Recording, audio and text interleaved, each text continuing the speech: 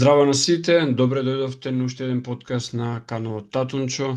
Ова видео е снимено, значи сите оние кои што ќе се вклучат во четот да знаете дека директните прашања до гостинот подобре да ги поставите во коментари, така ќе ги види тој и ќе може да има интеракција со вас.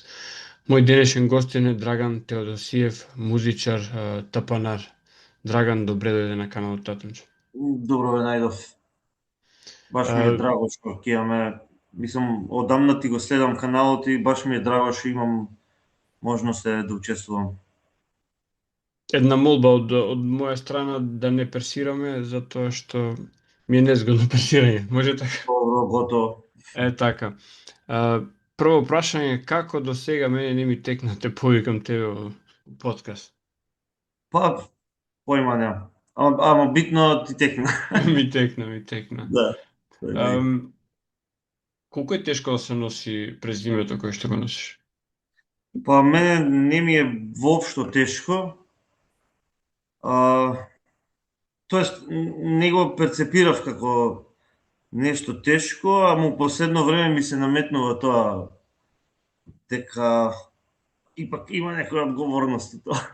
Знаеш како секогаш кога прават интервју со Игор Џамбазов, не прескокнуваат да кажат тоа е на Петре Парличко внукот. И после толку години нели кариера, таа сенка дека е на Петре Парличко и на Анче Џамбазова, нели внук и син. Затоа во тој смисол те прашувам дали има Па, некаква тежина на имањето, нели музички корени позадина, сите во семејството сте музичари, нели каква е таа да. ситуација во која што нели дали треба да се докажуваш дека си доволно вреден на повикот на името. Да, тоа како притисок ме пратеше низ целиот мој живот и најверојатно играше многу голема улога у тоа, нели, каде се наоѓам сега како музичар. Али не било повише од не било толку од компетитивна природа тоа, туку повише од не знам, да не било од компетиција дека треба сега да престигнам со успехот некој од фамилијата или туку едноставно тоа го осеќам као не знам, природен убаво тло за да се развивам, убави околности да се развивам како музичар.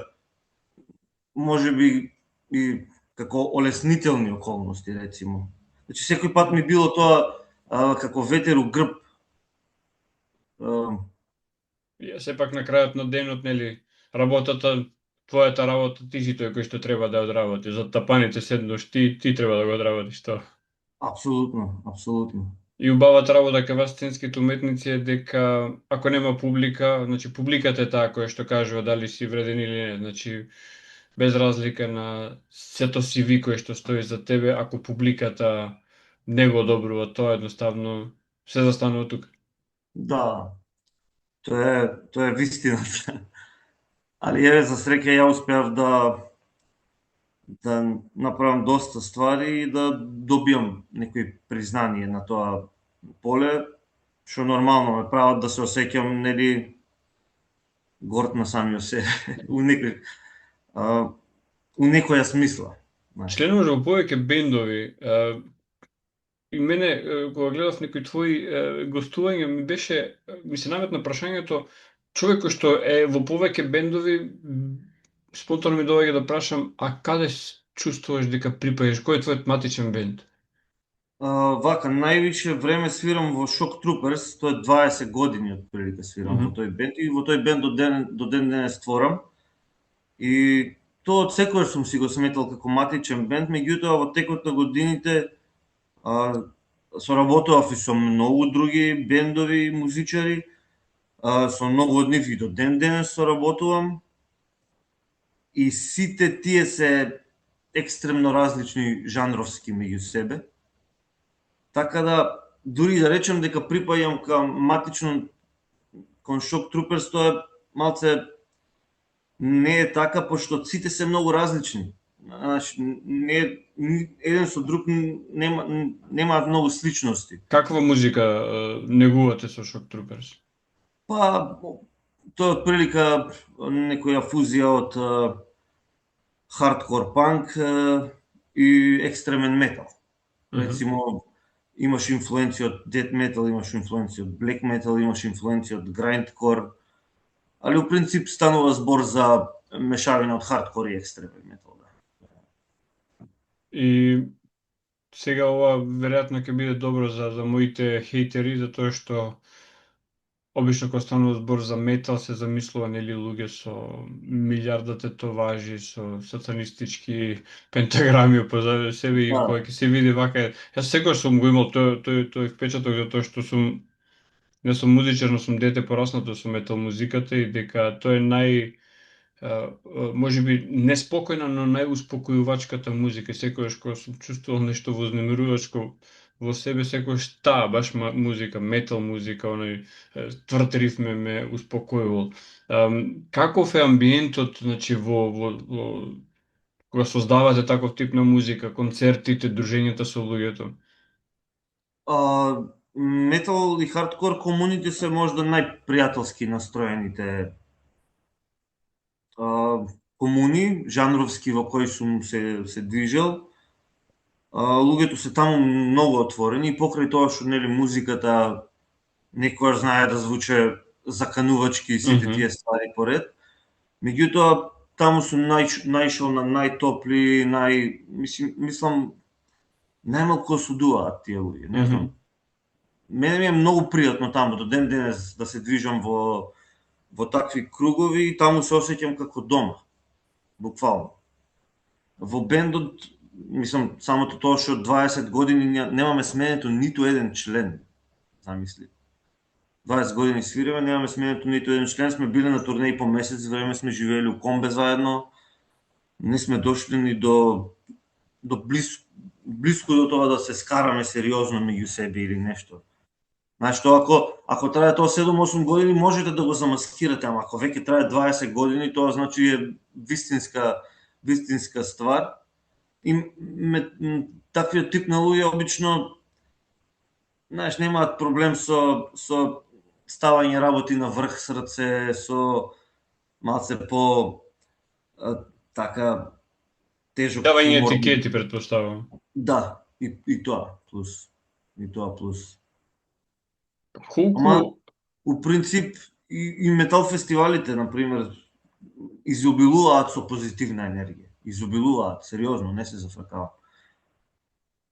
Па, Тоа јас многу пати сум го зборувал тоа, нема случаеви на метал свирки, на метал фестивали, концерти, каде што имало, нели, пукање, насилство и слични работи, а има една музика која што, еве, искрено нема да го спомнам името, од северниот сосед дојде како еден вид на лоша зараза, и таму најагресивните моменти излегуваат од луѓето и сега нема да ја коментираме, значи како сушта спротивност ако луѓето сакаат да видат агресивниот аспект на нешто што во наводници се нарекува музика, јас велам дека тоа е само бучево со музички инструменти, како бараат таму. Од друга страна, моје лично убедување, верувам, оние кои што ја слушаат метал музиката знаат дека позади таа музика има една феноменална поетика и феноменална хармонија.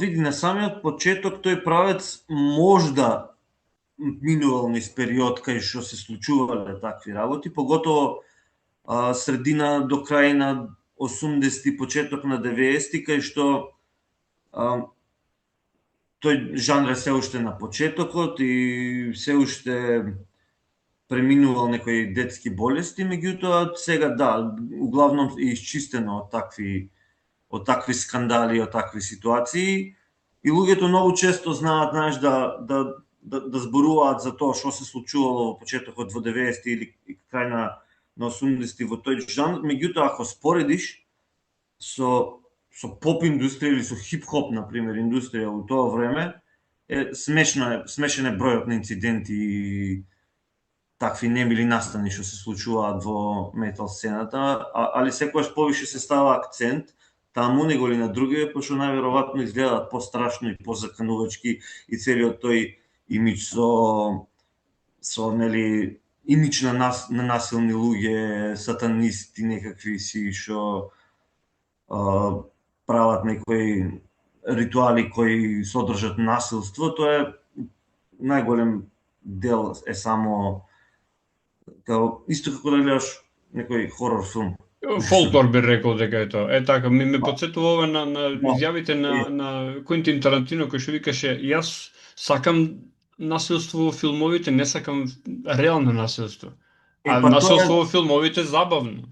така е. Тоа е поентата со метал музиката и самиот ја тоа би го нарекол ритуал, значи самиот тој ритуал на свирење таква музика и агресивно бенгање со главите, восприемање на тие агресивни вибрации од таа музика, мислам дека најчесто служат како вентил.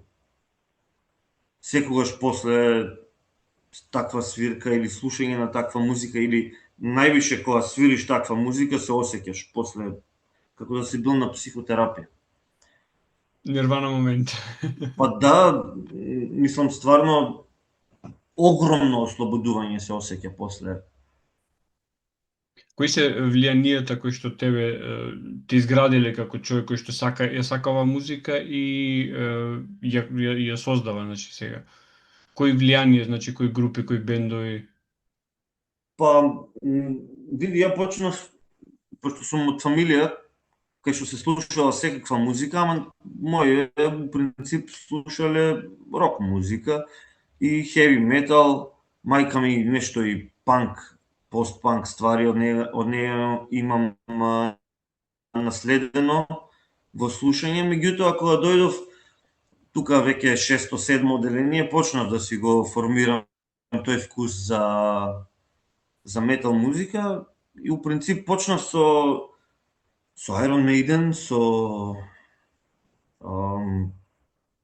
Саваташ, мислам дека се едни од првите бендови, многу скоро, пошто во тој период у Кочани имаше доста луѓе што слушаа бендови од 90-ти, скандинавски бендови, највише скандинавски бендови ми влијаеле. Се сеќавам дека Hammerfall многу ги слушав, Therion многу ги слушав, Amorphis многу ги слушав во тој период, Диму Боргер, Cradle of Filth. Значи, мислам дека тој период највише ме дефинираше каков метал сакам да слушам. Подоцна тоа се разви, милиарда поджанрови и сите тие ствари. И меѓутоа мислам дека тој ми беше најсилниот импакт од 6-то одделение до прва, втора средно, кај што у принцип слушав северноевропски метал највише. Таа естетика највише ми се свигаше, таму највише се пронаоѓав, поминував по цели вечери седејќи сам или со пријатели, слушајќи таа музика и мечтајќи како е тоа таму, како таму се прави тоа, пошто тоа време немаше, не знаевме многу, не патувавме, немаше многу пристапност до интернет, купував CD-а и си фантазирав се, имаше мистика у целото тоа. Тоа ми беше многу битно, знаеш. Позади сите тие слоеви на дисторзии, скримови, гроулови, фантазирав какви ликови, какви дешавки се кријат позади целото тоа и тоа ми беше најинтересното ствари. Така, можеби металот не е создаден во Скандинавија, како и фудбалот, например, фудбалот во Јужна Америка не е создаден во нашо најплодно тло. Така и мислам дека металот во Скандинавија буквално ја нашол својот природен амбиент за растење и ден денеска, значи таа сцена е посебна и има таа мистика за која што зборуваш. Дефинитивно. И има многу и што да се научи околу тоа. Мислам, не само јас, туку и сите луѓе што покрај мене беа од тој период, што слушавме таква музика, не бевме нити одлични ученици, нити учевме нешто у школа, ама добивавме дата база на податоци и знаење преку читајќи ги текстовите на тие бендови, следејќи ги нивните биографии, изучувајќи за културата у која живеат. Доста рано научивме за тоа што е Скандинавија, каква е културата таму и со што тие луѓе се занимаваат и што кријат у нивните текстови. Знаеш, тоа е многу интересно кај метал музиката, многу едукативно може да ти исто така. Ајде малку да го свртиме муабетот кон нешто што е наше, значи колку македонската музика имала влијание на тебе, особено на значи музика која што или ќе се слушне на радио Скопје после полнок, значи во тие тешки ноќни програми, или ќе ја слушнеме на некои специализирани програми или денеска на YouTube ако знае човек што да бара и колку таа музика ја познаваме генерално денес. Збориме за она етно музика од јас би рекол исконска музика која што не е ни дури она Васка Илиева и Сариевски, нешто уште подревно од тоа. Да, види, многу интересно дека спомна за радио, пошто јас и покрај тоа што доаѓам од фамилија кај што имам дедо кој е многу влијателен на глобално ниво во тој тип на музика, многу во детството многу немав развиено осет за таква музика, немав развиено вкус и способност да ја разбирам таа музика, меѓутоа подоцна токму македонско радио во вечерните часови, пошто многу слушав класична музика вечерно време. И класична музика на македонско радио обично има до 4-5 и после почнуваше една емисија која се вика Запеало Славе и пиле. И мислам дека првото образование за македонска стара музика го добив таму. Али и некои исто така скандинавски бендови играа улога да јас се свртам кон тоа што ме обкружува, како бендови као Терион или како Аморфис, кои користат многу ориентална, тоест би рекол псевдо ориентален мелос, кој е многу сличен до нашиот мелос после 50-60 години, кога се темперираат инструментите перфектно, кога се изфрлаат рецимо секундите или микротоналноста од вокабуларот. Тоа го прават и скандинавците, знаеш, пробуваат да свираат ориентални ствари, ама ги свират според европскиот темпер, според европските стандарди. И тоа звучи многу слично на ми текнува првата песна од Elegy од Amorphis, Better Unborn, или комплетната дискографија на Терион.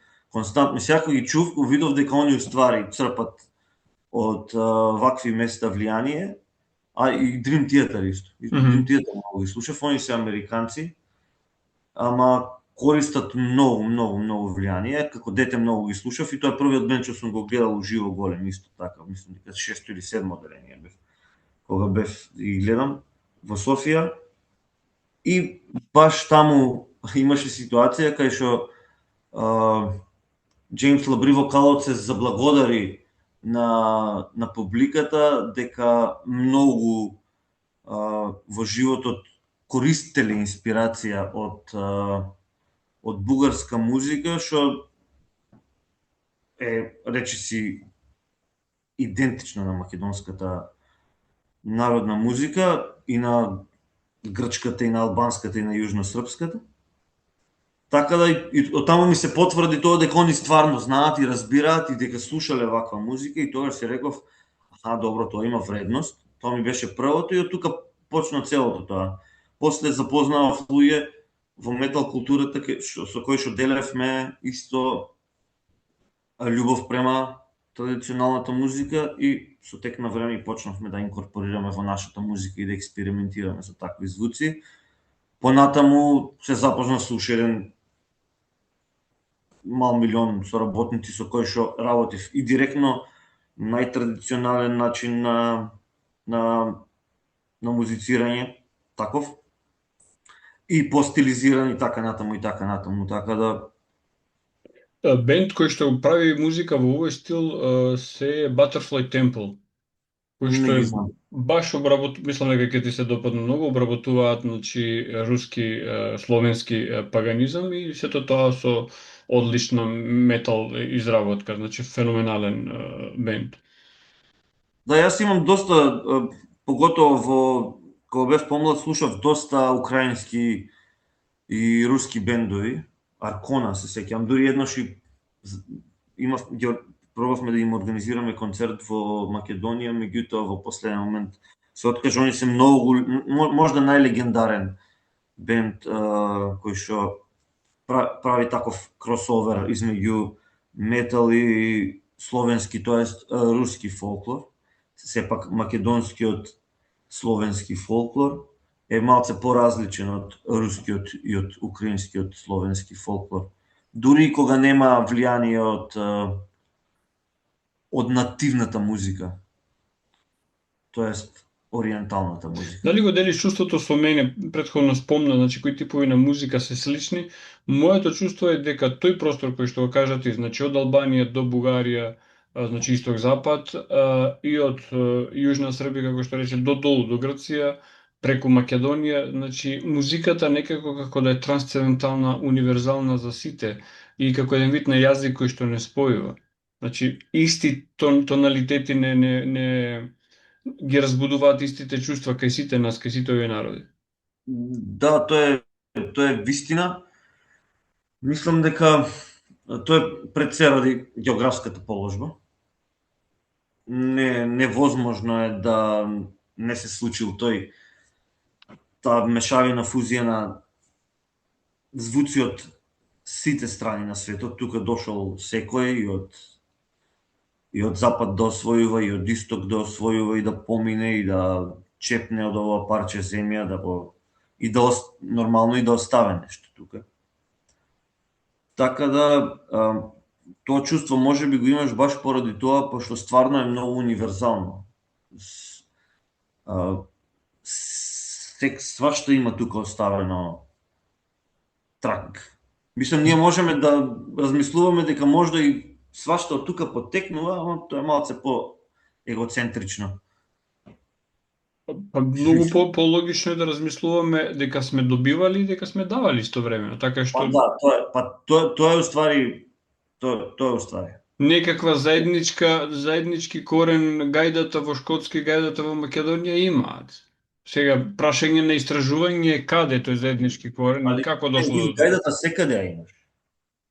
Значи јас сега пред некој ден баш со пријател зборев, со Стефан Миладинов, он студира во Стокхолм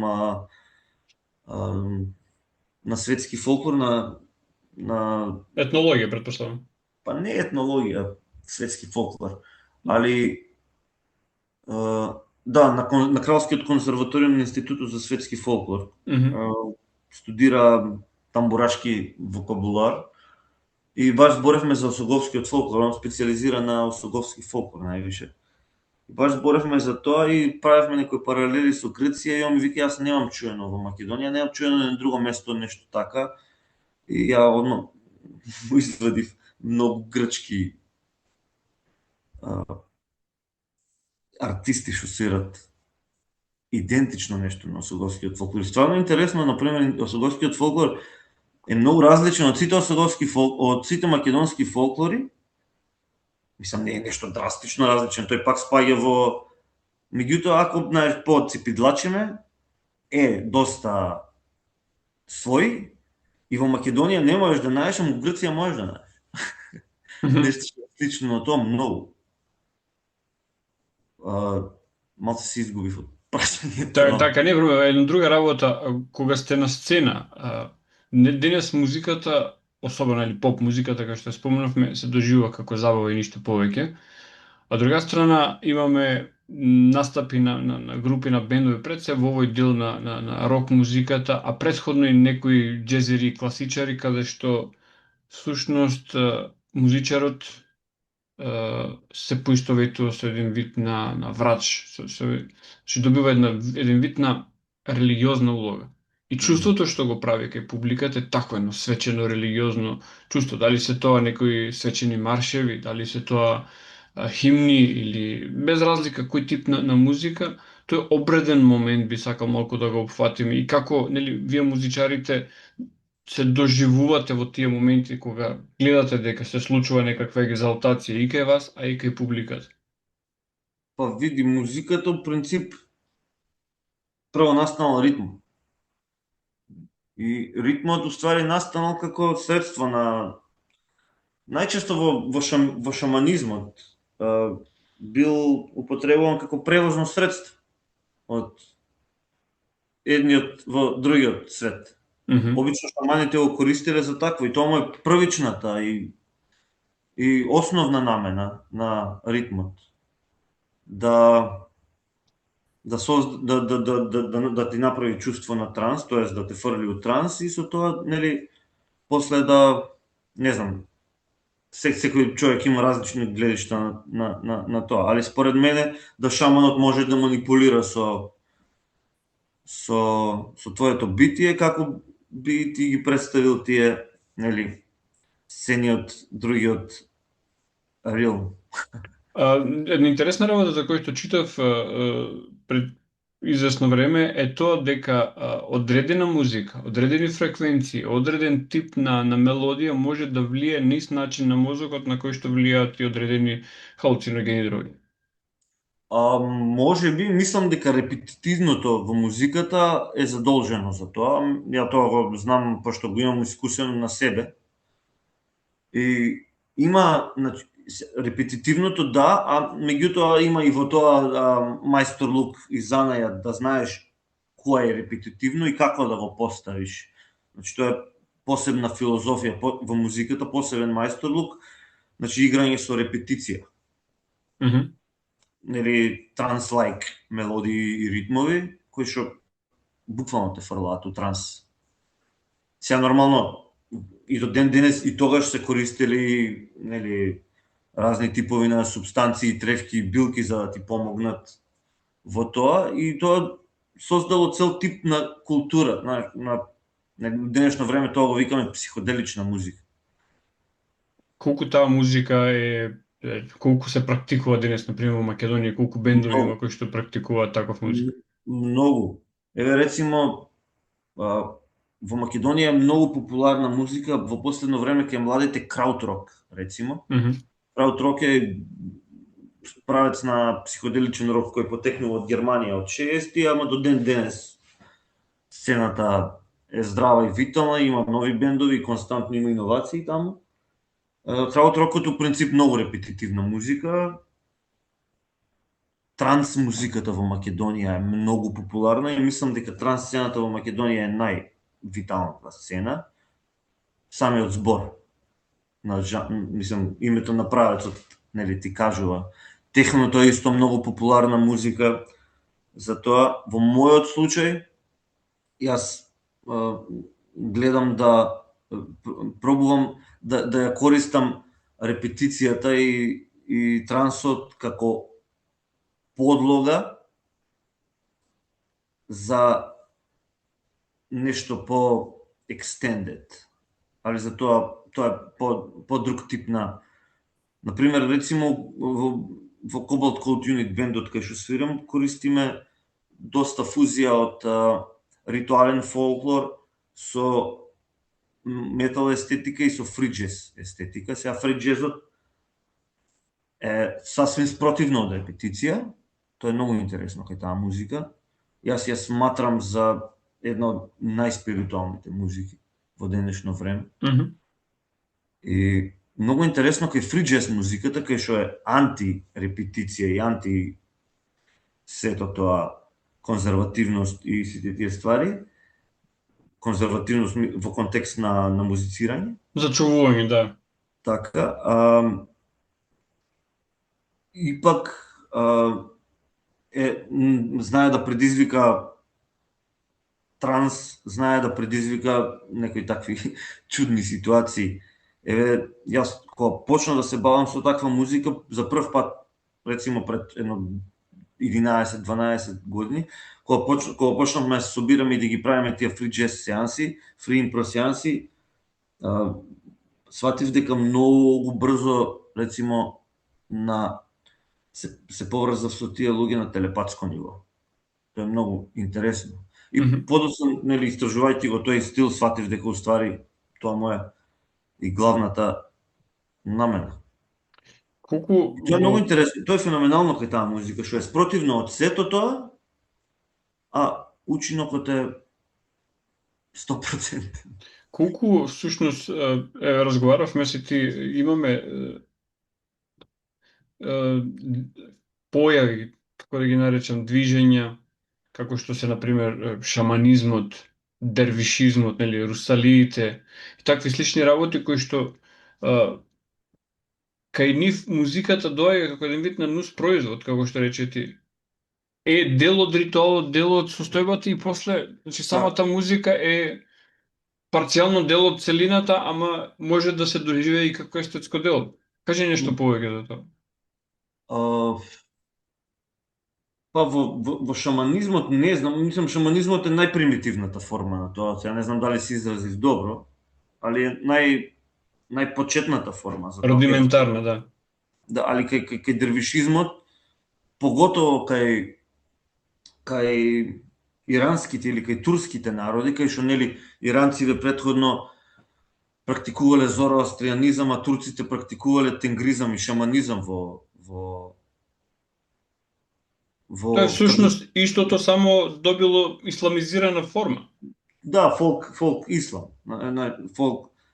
И тие уствари само барале начин како да си ги практикуваат традиционалните техники легално, пошто не илегално е во земји кај што имаш шарија, е илегално да практикуваш вакви работи во некои земји, дури у Кина, например, рецимо кај ујгурите, самите, иако Кина е атеистичка земја, нели? Али во тие комуни кај што живеат ујгурите, кај што шаманизмот е неизоставен дел од нивната традиција, самите комуни имаат закони кај што можат смртно да ти пресудат. И се овие се плашели наоѓале разни начини и така мислам. Тоа е моје мислење како уствари настанал дервишизмот. Само начин да тука има многу естетика. И кај иранските народи, кај суфистите и кај турските народи, а за среќа народи на Балканот. А за среќа имаме остатоци, тоа ќе кажев, имаме остатоци од дервишизмот и во Македонија, има се уште живи дервишки текиња. Не знам во Кочани, мислам дека порано имаше, не знам дали се уште има. Порано имаше во Кочани, мислам дека имаше два реда, мислам дека имаше и Рифај и Бекташ. Бекташизмот бил на мода до пред 100 години. Бекташ било многу модерна работа, многу фрајерска работа, нели? А Рифај се малце по така хардкор, нели, они имаат по така зафркнати ритуали. Али да, они сите имаат секој ред има собствена естетски печат. И декорирањето на просториите, музиката се служат обично со иако користат репетитивни трансцендентални ритмови, користат и арапски духовни мелодиски системи, како макамите, например. Тие се, нели, макамите се као пандан на модусите во православната црква, во византиската црква во тоа време, и тие се направени со причина.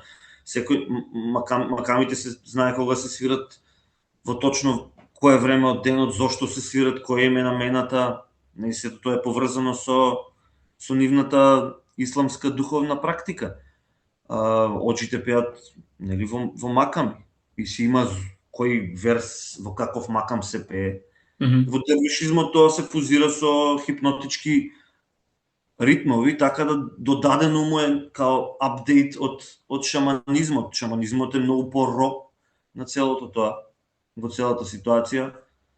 Во дервишизмот веќе имаш раскошна естетика. Кај русалиите, например, е уште по-интересно. И русалиите се сасвим друг правец од тоа, заради тоа што русалиите као имаат доста и шаманизам, ама имаат доста и паганство, има доста и христијанство во тоа. Нели? Русалиите. Па не може да се стави резка граница никаде. Значи луѓето Да, сакаат да постават резка граница, сакаат затворени системи кои што не комуницираат со минатото, со сегашноста, со иднината, со новитетите или со да речеме други култури, други умени. Едноставно според мене во естетиката, во музиката не може да постои затворен систем. не би требало. И ако Да. во нешто, мојот личен вкус, не знам колку гледачите или ти го споделуваш што со мене, мојот личен вкус за музика е секогаш кога има мешање. Например, еве конкретно металот, јас ги сакам оние форми на метал каде што има мешање, дали е тоа симфоник, готик, етно метал и такви работи, значи не она чиста дет метал или блек метал нота, туку мора да има нешто инструментална музика, значи класични инструменти и такви работи, затоа што Јасно. баш таквата алхемија на мешањето прави еден производ кој што е посебен.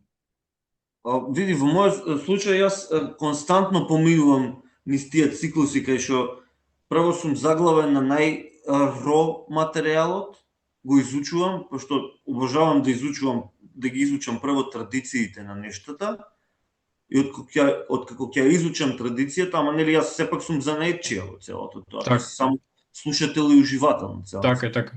Јас, на пример, уживам подеднакво и во тие сирови форми, меѓутоа секогаш се движам и гледам да идам напред со фузија. Фузија е секогаш тоа што носи до напредот.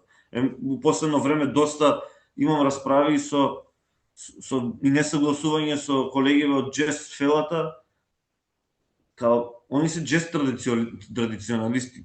Тоа за мене невозможно. Како можеш да бидеш джез традиционалист кога джезот основите на постоењето му се, мислам, основата на постоењето на джезот е фузија од неколку различни правци, од неколку различни континенти.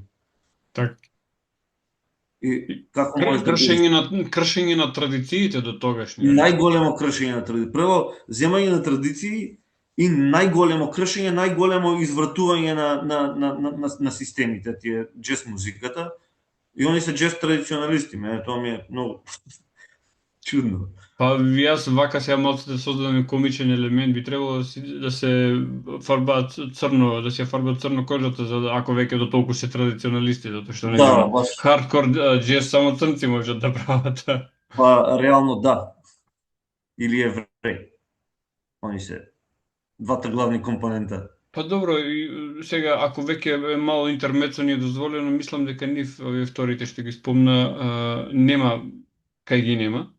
И што е многу, Да, многу интересно, секаде се многу успешни, дали се тоа наука, дали е правење на филмови, музика, уметност, едноставно нема каде нема еврејски имиња и тоа е феномен кој што ден денеска се уште барам некакво логично објаснување, немам дојдено до него, ако дојдам ќе го споделиме некогаш. да, има ги и се многу битни. Секаде Многу. дури во мали заедници како што е Македонија, каде што значи бројот на еврејско население е сведен на статистичка грешка, сепак Мгм. доаѓаат на важни места.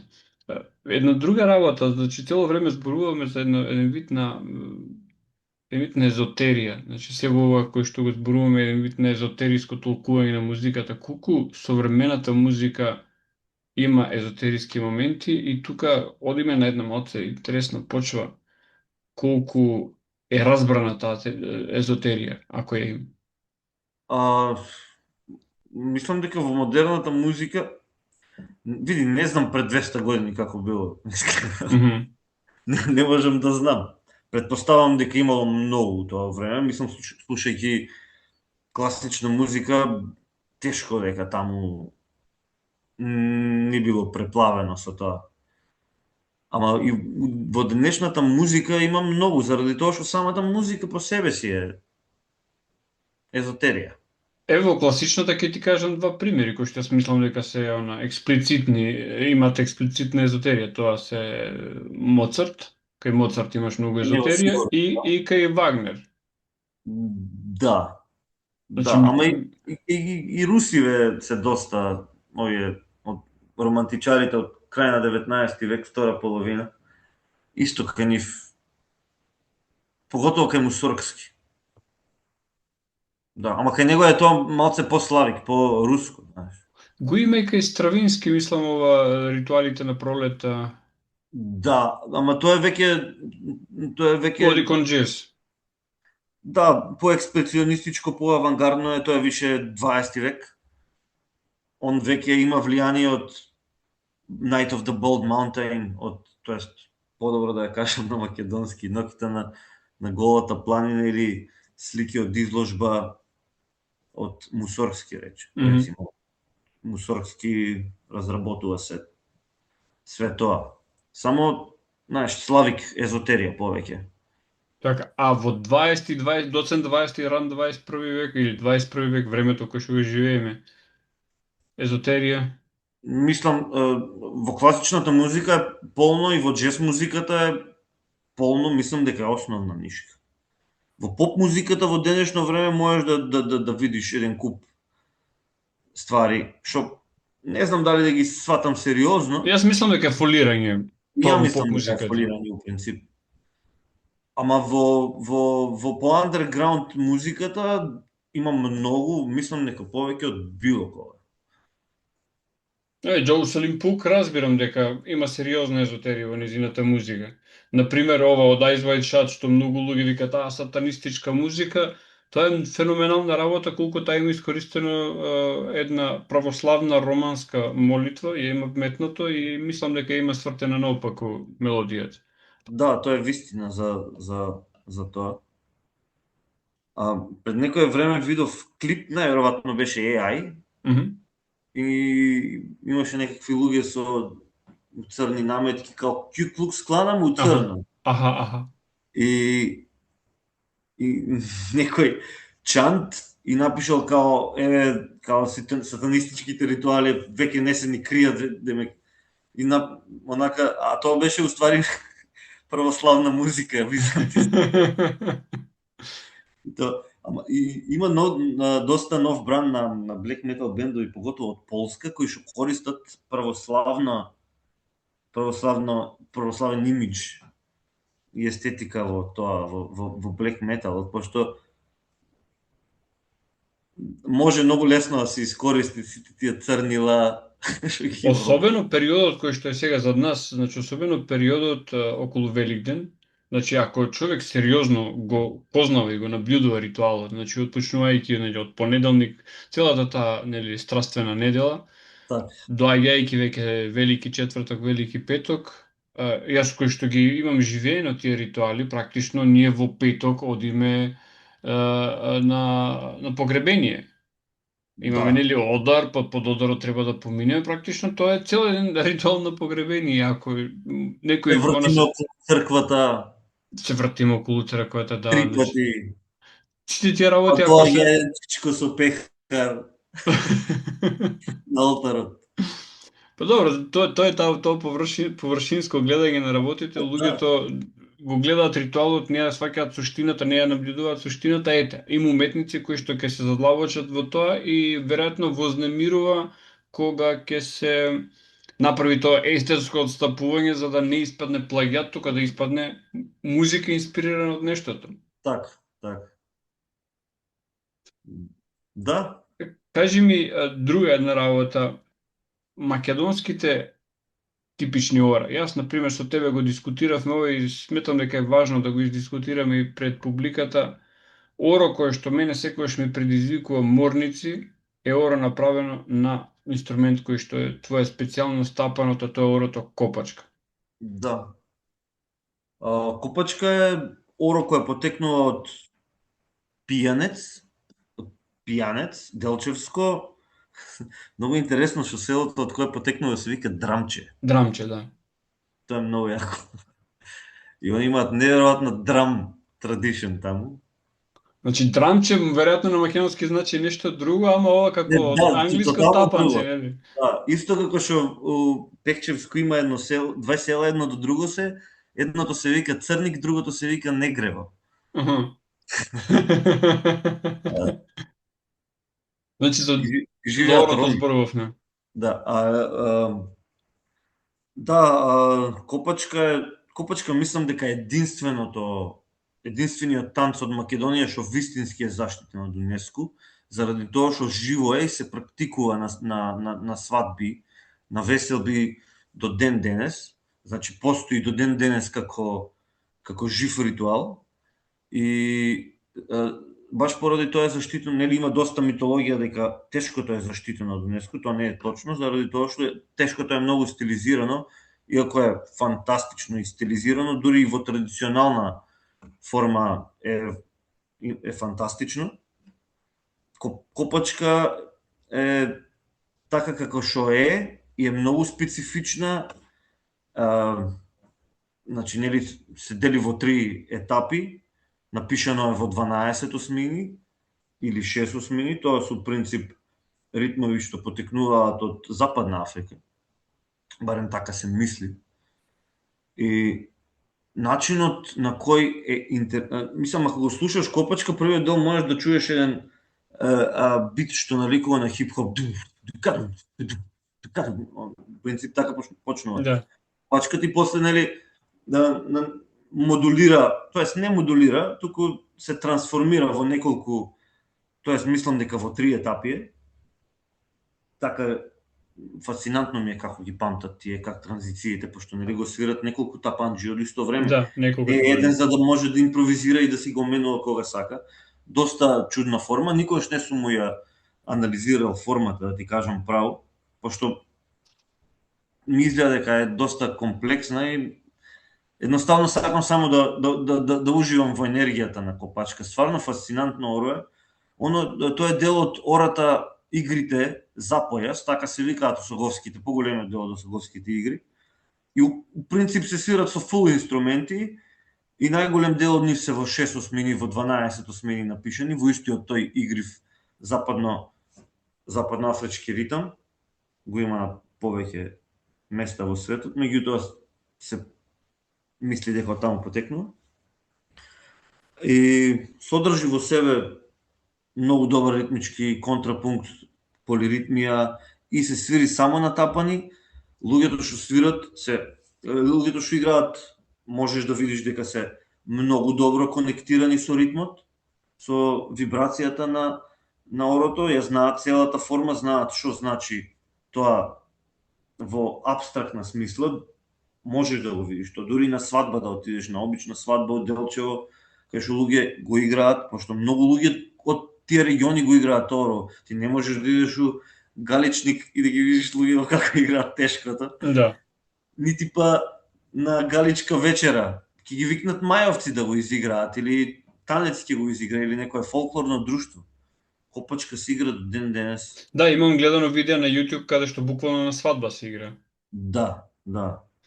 И е стварно и е заштитено од ЮНЕСКО баш. Фасцинантен моментот со Копачка е дека го играат, значи, во најавтентичната верзија го играат исклучиво старци. Да, овој податок не сум го прочитал, ама сум приметил на постариве документарци кај што Копачка не е играна од танец или од некое фолклорно друштво, туку го играат луѓе од драмче, има такви снимки доста на YouTube. Има и документарец пократок за го играат стари луѓе, да, управо си. Ама немам размислено, ти додека не ми го спомна пред 2-3 дена, немав размислено за ова. Пошто на модерна свадба можеш да го видиш дека го играат и помали луѓе, па дури и девојки. Да, така го играат и жени, значи буквално традиционалната верзија е, значи, стари мажи. Да, на старите снимки стари мажи го играат и тоа, да, искусни стари игрорци. И интересно е колку, да речеме, ги гледаш возрастни луѓе, значи во сериозна возраст, а тој ритам го држат неверојатно добро. Да, тоа е многу ситен ритам. Најверојатно се вика Копачка, пошто кога газат буквално како да подкопуваат. Она што мене, ова е моја лична фантазија, не мора да значи дека има било каква врска со реалноста, јас го замислувам како ритам кој што одел во позадина додека марширала македонската фаланга. Така го замислувам. Тоа е малце комплексен марш. Тоа е малце комплексен марш. Може би, ама не знам, знаеш, тоа можеме да нагаѓаме и да си фантазираме. Тука на Балканов работи да се отворени. Не реков, ова е моја лична фантазија, нема никаква врска со некаков документиран факт, значи не многу луѓе, значи сопствените фантазии ги представуваат како вистина, овде нагласувам моја лична фантазија и како да кажем уметнички занес дека можеби така било нешто. Дефинитивно Копачка има еден таков темперамент војнички, како и многу други македонски, поготово русалиските, русалиските се за тоа направени, пошто нели одмаршираат против силите на злото во некрстените денови. Кај Копачка го немам приметено на тој момент, али можно е. Мислам дека е по-веројатно да Отоманската армија марширала од таму. Можеби, ништо не е исклучено. Отоманската армија користела, мислам, постојат податоци дека користела, они дури и чинелите ги имаат измислено. Тоа е многу интересно што познатата фирма денес за чинели произведување Зилџан, која е ерменска фирма од Истанбул, сега нормално веќе 100 години е префрлена во Америка, постои од 16 век и они главниот бизнис им бил произведување звучни ефекти за Отоманската армија. Ова е интересно. Така како фирма од 16 век и се најголем во тоа што го прават ерменци. Така. Кажи ми за твоето искуство со Мизар. Тоа е едно од битните искуства во мојот живот. Јас сум фан на Мизар од дете и кога влегов во Мизар, буквално имав првите концерти ми беа пре возбудливи, дури со тахикардија, не од трема, туку од тоа што можем да ја свирам, сум Магла со или Градот е нем, или не знам, Почесна стрелба, или Blood Red Sun. Знаеш, тие се песни дел од моето ДНК, што се вика. И одеднаш се најдов во таа ситуација. Особено ми е драго што се најдов во ситуација и сум дел од момент кај што бендот доживува многу јак ревајвал. И луѓе почнуваат да ги реоткриваат Мизари, откако сум јас во тој бенд дојден и новиот пејач и Икали се врати на бас, сега со 2 баса свириме, Александар Ристевски Принц исто така свири на клавиатури, тоа е победнички тим што стварно бендот го врати на стариот сјај и моментално доживуваат вистинско откровение. Доживуваме. Како беше концертот во Филхармонија?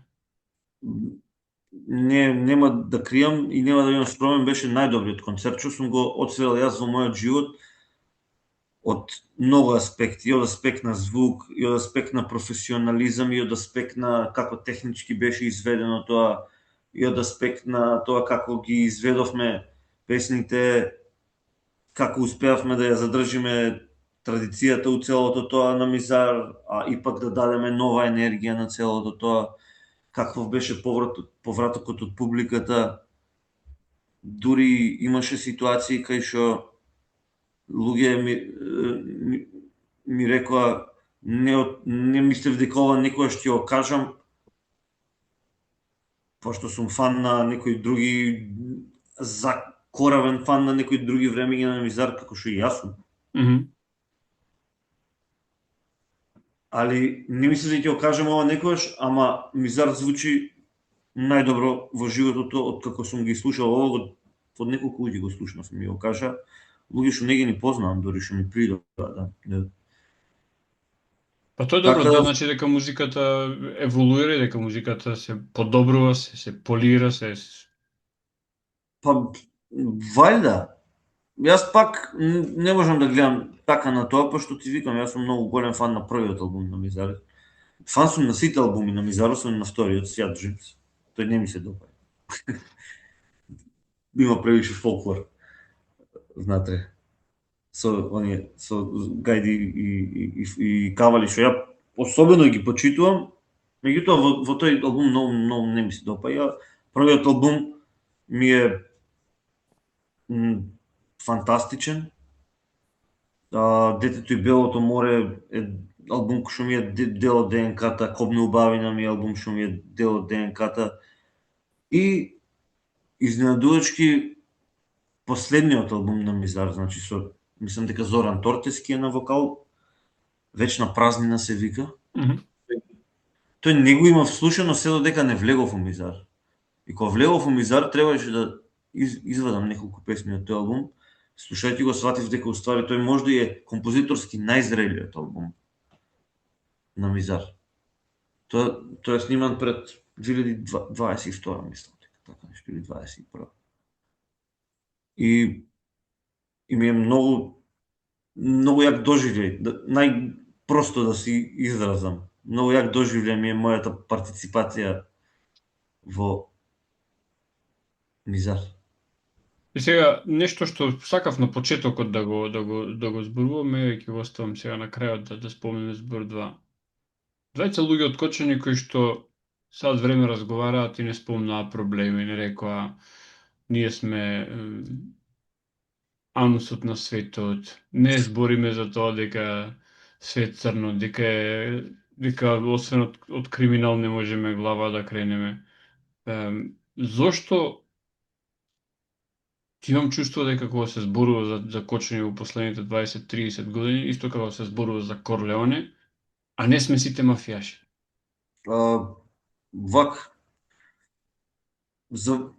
Ти си малце повозрасен од мене и мислам дека ти многу подобро можеш да видиш на таа ситуација од далеку. Јас израснав во период кај што веќе таа култура земаше сериозен замав. И таа антикултура, мислиш? Да, антикултура. Да, антикултура. И дури и нити јас, нити моите другари не останавме имуни на тие работи. Јас сум човек што имал проблеми со законот, моите другари од секогаш биле луѓе што имале проблеми со законот. И меѓутоа ние и во исто време и се занимававме со многу уметност.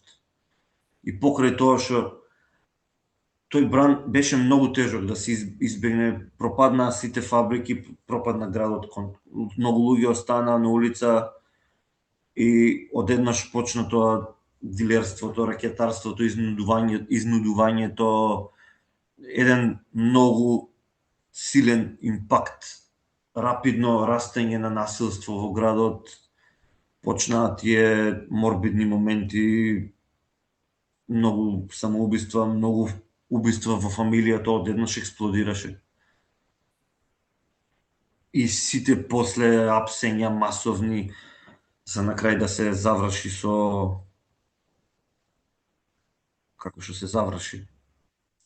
Така, со нешто со кое што секогаш кога доаѓа ред да зборуваме за тоа имаме грудка во грлото. Значи... Да, меѓутоа јас гледам многу голем континуитет на работи претходно кои што доведов до тамо. Може ќе звучи морбидно, но мене воопшто не ми беше чудно кога се деси тоа. Ми беше одвратно, ми беше лошо, добив воспаление на ушите сериозно после вториот ден. Се затворив дома, не сакав да излегувам. Сега почнувам да ги осеќам последиците од тоа. Бев таму. Јас живеам надвор од Кочани многу време, меѓутоа тој ден бев таму. И многу другари што не сум ги видел по 10 години, таа вечер беа таму. Кој од Франција си дошол, кој од Холандија, кој од Америка. Прв пат во животот излегов со тетка ми од Америка во кафиче. Таа вечер. Прв пат видов луѓе после 10 години, кои многу чудно. И бев таму таа вечер и заспав. Имав проблем да заспиам таа вечер. Имав некои промени у температурата чудни, многу ладното, многу жешко, па некои гушење имав и одеднаш почнаа многу сирени. Мислев дека татко ми гледа филм некој на глас. И тие репетитивни звуци на сирените ме бутнаа во сон. И после 5 сата ме разбудија моите И сега почнува да ми се отклучуваат последиците од тоа, ги осеќам. Многу ретко се враќам во Кочани, гледам дека и луѓето таму многу ги осеќаат последиците. И, Знаеш и како, тоа, целиот муабет ми е има вредност која што како да е закопана, како да е потисната и како да да, самиот ти кажа многу луѓе се собрале таа вечер, како да имало буквално еден вид на ритуално жртвување, да и она малку здраво ткиво што е останато да се до уништи. да, Е, сите тие случајности што се случија тие денови околу се доста малци застрашувачки, вака и гледам ни да не ги размислувам, да ти кажам право, пошто губам на психичко здраве. така. Јас би сакал ние, значи, да бидеме, еве, ако не повеќе инспирација за луѓето што се од таму и не само од таму, дека може со труд, со работа да се постигнуваат многу работи. Може да се биде дел од мизар, може да се биде човек кој што го препознаваат на улица како квалитетен музичар, како квалитетен уметник и дека едноставно насилството и криминогениот начин на размислување и на постоење нема да не одведат никаде. Да, јас, како што кажати, сум малку повозрасен и ако не друго имам и убави спомени од тој град. Значи, град на Да, имаш, концерти, на собирање, место каде што скопјани сакаат да дојдат на излегување, да им биде убаво и забавно. да, благодарејќи на твојата генерација, кај Бацо во подкастот го зборам, благодарејќи на твојата генерација, и јас имам такви мемории од 90-ти, благодарејќи на тоа и ние, нели, мислам дека во твојата генерација културниот живот во Кочани беше организиран на еден многу добар, на едно подобро ниво, а во мојата генерација се случи да почне тоа да се распаѓа, меѓутоа останавме многу луѓе што имавме романтични видувања према тоа, па останавме да се бориме и во мојата генерација пак се создадоа најголем број на авторски бендови. Ја не памтам да Кочани претходно или после тоа имало толкова експлозија на авторска музика. Да, сепак Канго мораше некој да го наследи, значи Канго не беше вечен. Мораше некој после Канго да дојди да биде рок музичар од Кочани, нели? Да, и во мојата генерација имаше и ние такви како што бевме доста луѓе, не бевме малку. Бевме можда 10 авторски бендови во тој период, што за град од 25.000 е Многу. многу, да. И соработувавме и одевме и имавме околу тоа дешавка. Значи, многу се поддржувавме меѓу себе, бевме многу. Имаше некои ствари што од страна влегуваа, дури некогаш мислам дека и некои намерно ствари се праве. Например, имаше ситуации, правевме свирки и ќе дојдеа некои насилници од страна, ќе почнат некаква тепачка, некакво насилство и ќе се браниме и после ние завршуваме у полиција, ние биваме казнети за тие Агенти работи. провокатори, тоа секојаш Да, функционирало така и сега да се оцрни групата, да се оцрни така. амбиентот. И тоа многу махотрупно некој се обидуваше тоа да го направи и му успеа. И му успеа и сите тие луѓе што бевме, сите избегавме од таму. И многу малку од нив останаа да се бават, а јас паметам гениални умови за музика од тај период. И не Гениални. само за музика, за многу други работи. И за многу други работи, меѓутоа сега, да. Мислам, ти ако отвориш Википедија, страната на Notable People од Кочани, ако земеш да ги читаш, таму ќе најдеш неверојатни научници пред се. Ванчо Димитров, човекот кој што измисли кола без ауспух. Али отвори ги да видиш дека не е само Ванчо, дека има уште по... Има многу. Да. Има доста. Сакам да кажам, да, управо си со тоа дека таму има многу закопан потенцијал. Некогаш успева, кога државата повише се грижела за тие работи во 60-тите години, во 70-тите, 80-тите, тоа и интернационално експлодирало. Јас зборев веќе во еден подкаст за тоа, сега пак ќе го спомнам, дека Кочани град игра многу голема улога во дефинирањето на тоа што значи world music, човече. Значи, не се зафркавам. Така, се согласувам со тебе.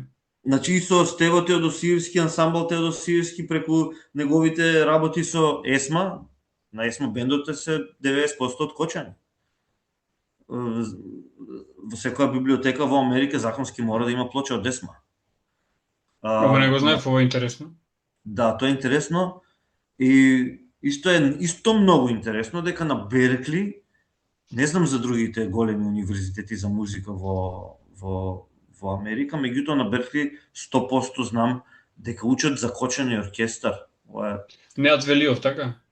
Па Неат Велиов првично, меѓутоа бендот се трансформира неколку пати во кариерата. Неат Велиов го оформува тој бенд и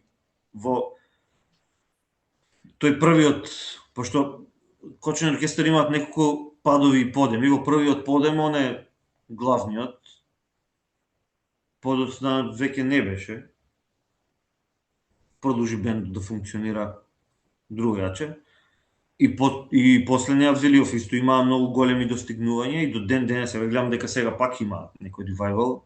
Ја каде и да патувам, сите луѓе ги знаат нив. Дури повеќе од ЕСМА, сега моментално. Порано беше обратно. Сега Кочани оркестар буквално ги знаат секаде. Ова ќе ти го кажеме многу смешно. Ја прв пат отидов, пошто сум работел со доста ромски музичари, прв пат кога отидов во Белгија да работам на еден проект со ромски музичари, луѓе буквално се сликаа со мене и праќаа слики на луѓе дека со човек од Кочани. Тоа ми беше пресмешно.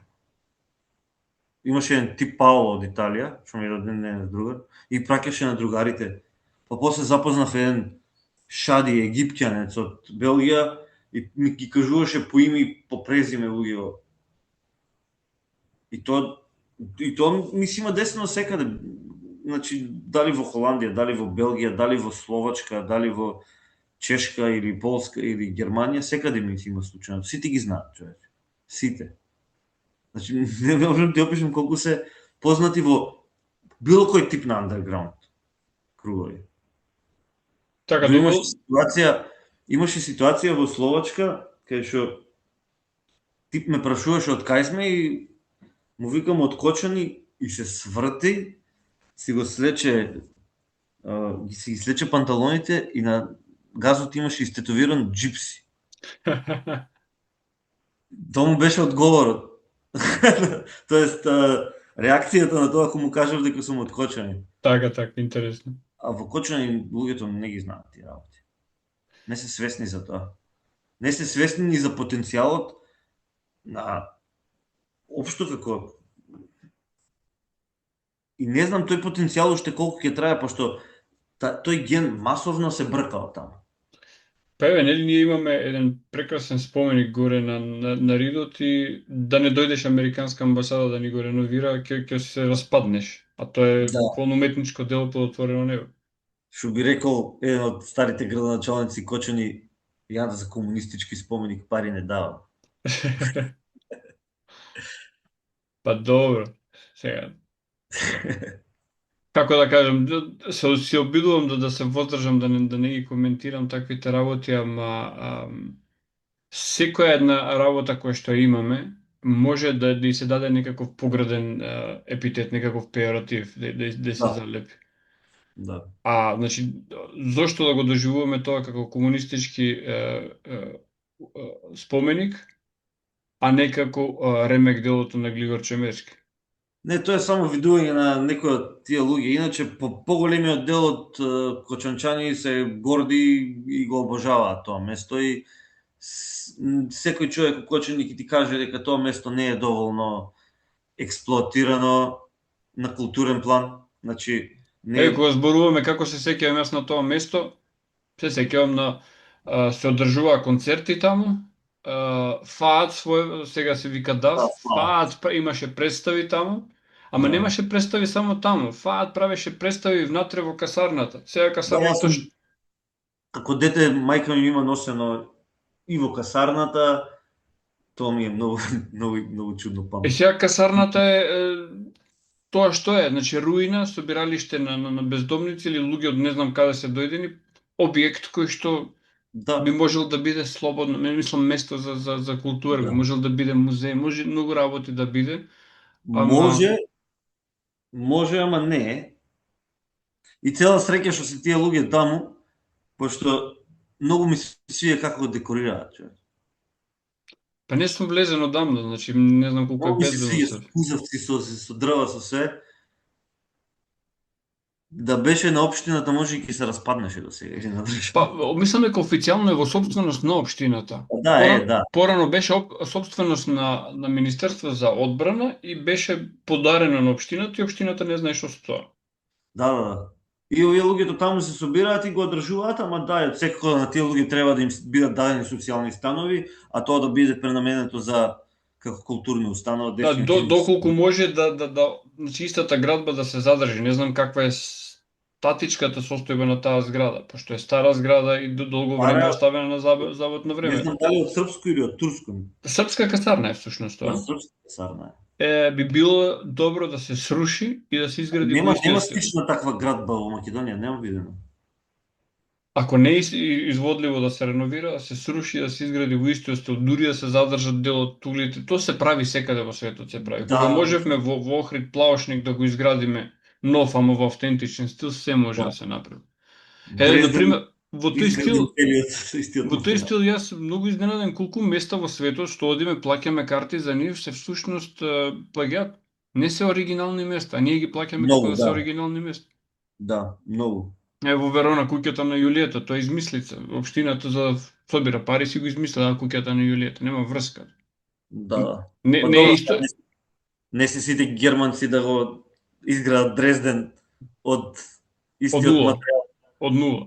од нула, од истиот материјал. Од истиот срамнеца земја Дрезден, заедно со Да, Берлин. И одиш јас сега не знам дали случајот во Минхен кога бев, викам, чекај сега, овие градови не беа бомбардирани, некој многу старо ми делуваат. да, да. Да, Дрезден ми има највише фасцинирано од сите за тие. Мислам, Дрезден сам по себе е многу фасцинантен, целата композиција таму што се случува. Али како е изградено, да. Така, Драган, јас Муниципалното може да се реставрира, веќе им луѓе живеат внатре, може многу лесно да се реставрира. да, важно е статистиката да е добра. Значи, Да. статистиката се извинувам, статиката, значи стабилноста на објектот, а постојат и начини како сето тоа да се зацврсти, да се подобри, да се направи и да се направи едно убаво место за културно собирање, просторот пред него да се искористи за концерти правење, значи, ако со нешто можеме да придонесеме ние што не сме таму, нели, зборам во множина и двајцата, можеме да придонесеме со идеи. Да. А како што Не, повеќе. не се не се мањак луѓето со идеи, не се мањак идеи. Пошто ти викам од време на време ќе се вратам таму и разговарам со луѓе, имам пошто гледам да се дружам со луѓе со кои што би разменил вакви идеи, гледам дека има доста луѓе што имаат, ама пак некако се потиснувани, ја мислев дека нешто ќе се смени, не се менја. Пак се потиснувани, пак се гледа, не знам, пак се гледа према тие луѓе како нешто, не знам што, нешто небитно, пак не добиваат внимание и се разочаруваат и бегаат од таму, некои пропаѓаат тонато, остануваат таму, меѓутоа ќе ги згази ваквото времето и околината. Има, и јас и ти ќе даjem идеи, има уште милиарда луѓе што ќе даат идеи. Меѓутоа, кој ќе го реализира тоа? Треба ние изгледа да го реализираме, Ама тоа нема изгледа да го направи. Мене ми се допаѓа како размислува, на пример, Семир Османагич, човекот дошол со своји пари, направил приватен проект и се до тоа сега е успешен проект. И Да, мислам дека и одржлив. И мислам дека на Балканот единствено такво нешто би можело да функционира, каде што знаеш дека е твое, дека е приватно и е во тој смисол заштитено. Се што мгм. е јавна собственост кај нас се уште оди менталитетот на сите, значи на никој не е, значи можеме сите да грабаме од таму и да рушиме. Се обидеме Да, да градиме. да. Епа, најверојатно ни фале некој човек што е финансиски мокен, ама има и добар мозок, има и добар ум. Дефинитивно ни фалат такви луѓе. Се надевам дека ќе се појави. Па, и јас се надевам. Еве, ми се свиѓа оваа иницијативата на Тошо, тоа ако се десе, тоа е, он до сега има стигнало најблиску до некој што има стигнал. Мгм. Да го реализира тај музеј на музика, на рок музика во Тоа би било Кочани. феноменално. Јас едно од последните одења во Кочани бев и то не бев во официјалниот дел на таа изложбата што организираше тој поврзана со рок музиката повторно. И Да. значи на тоа место најдов слики, фотографии, оригинални верзии на песни, значи како се напишани од познати македонски бендови, кои што се неверојатна архива, што буквално вреди да стои во музеј. Едно од тие слики ја фотографирав, му ја пуштив на Горан Таневски, вика сликава кај е ископа, кај е, најде јас не, значи слика од него, од Да, концерт на Мизар. Тошо е феномен за тие ствари. Така Он, што еве, тој е позитивен пример. да, Тошо е феномен за тие ствари, има до сега најблиску стигнато до било кој. И јас верувам и цврсто се надевам дека тоа ќе му успее, пошто мене многу ќе ме лесна на душата таква работа да се случи. Така, мислам дека само како приватна иницијатива може да функционира тоа. Никако да се препушти на луѓето кои што не ја разбираат таа работа. Например, ќе се стави директор по партиски клуч или нешто кој што не е компетентен Да. за работата и е компетентен да ја упропасти. Да. И јас го делам тоа мислење, пошто секогаш ќе се манипулира, се вработат луѓе у државна институција и тоа државна институција секогаш ќе се манипулира со политика и со партии и тоа никогаш не успеало и не процветало. Така. Добро, Драган, јас ти благодарам сега за ова гостување. Баш Мислам ми дека беше имаме материјали пријатно. за уште многу други гостувања, ама ќе ги оставиме, значи да се случат во иднини. Да, се надевам дека пак имаме шанса да си поразговараме и многу пријатно се осеќав за време на целото интервју и добри муабети, така да али има уште за што да збориме, така да се надевам дека Кога ќе се најдеме на заеднички во Кочани, ќе направиме и подкаст во живо, односно ќе направиме подкаст вака, еден до еден. да, така да кога ќе си таму, кажувај да го реализираме и тоа. Обавезно. Поздрав. Биди ми здраве. Чао.